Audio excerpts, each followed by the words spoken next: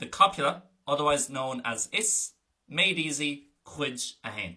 When there's several parts to a made easy explanation, you know it's probably not that easy, but anyway.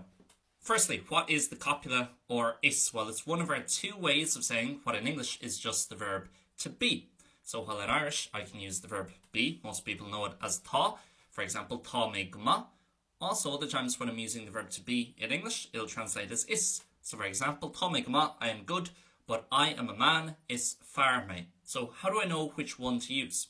A lot of people make it very complicated for themselves and think about, well, is this action or is this noun defining what the person, place or thing is? That can get quite ambiguous and quite subjective as well. So a much easier way that'll work almost all the time is this golden rule for is versus tá.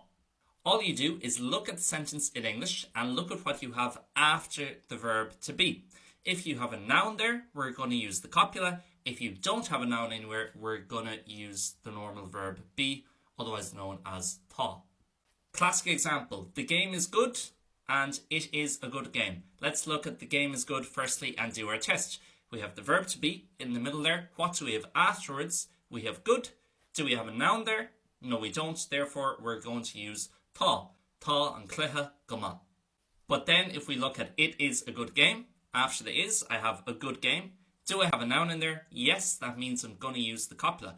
I also have an adjective, but I could have a million adjectives. It is a good, long, interesting game. It doesn't matter. Because I have game there and because I have a noun, I'm going to use the copula. Is cluiche maith é.